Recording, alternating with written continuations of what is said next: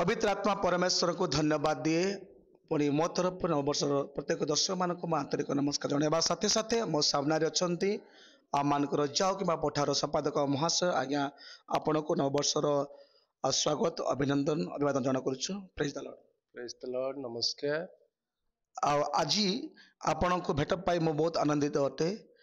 तेणु मु अनुरोध करे जाओ कि पठा माध्यम पुणी आपण जन प्रभुंर विशिष्ट सेवक भाव अच्छा समय भाव कम कर निश्चित भाव आम एबीएस को पुणी प्रत्येक ओडिशा ख्रीष्ट विश्वास समाज को कौन समस्या बार्ता देवे पदे कहूँ। प्रथम करी मु प्रभुंकर धन्यवाद देउछि। प्रभु अनुग्रह करी आमान को अल्प समय पर 2025 मसीह प्रवेश करिया दउछंती। तेणु नूतन वर्षर शुभेच्छा शुभकामना अभिनंदन समस्त को जणाउछि। प्रभु गौरव पांतु। निश्चित भाव आपण द्वितीय कथा पदे अनुरोध करी जे नवा वर्ष एक नूतन भाव जाओ कि पठार सुसमाचार मिशन सभा होगा जाऊँ प्रथम करी कौन दर्शक मान को आप निमंत्रण देवे। यह आम गोटे आनंदर विषय। उत्कलाप्ति मंडली सम्मिलनी जदि 100 वर्ष अधिक परिचालित हो आसुअछि। वर्तमान गोटे सौभाग्य अनुग्रहर समय जे मंडली सम्मिलन आनुकूल्य जाओ कि पठा ब्रांचर सहयोग आश्रयगढ़ शताब्दी मंडली ठारे जानुरी 4 तारिख 2025 मसीहा जानुरी 4 तारिख आमानकर जाओ कि पठार प्रथम सुसमाचार सभा अनुष्ठित होगा जाऊँगी।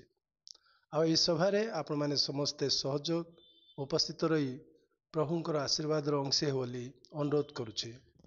धन्यवाद। पुणी आई सुचिंता प्रभु एबीसी माध्यम जाओ पठा को देले तो ये जो महासभा स्पीकर भाव वक्ता भाव क्यों मैंने अच्छा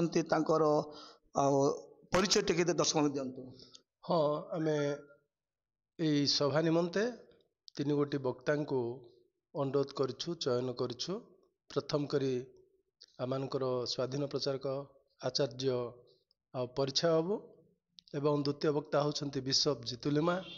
तृतीय वक्ता होउछंती प्रोफेसर राजपति पाणी। से माने प्रतिश्रुति दे सारी। आशा करुचु से माने सुसमाचार सभा उपस्थित रही सुसमाचार संबंध में आम सम्मिलनी उपासक मान को उत्साहित करेंगे। आम यही अपेक्षा रही अच्छु। बहुत बहुत धन्यवाद आज्ञा आपण मान बहुमूल्य समय नुआ वर्ष देइथिबा तो प्रभु मो तरफ आम चैनल तरफ आपको धन्यवाद ये रखुचु। रहिलो नमस्कार।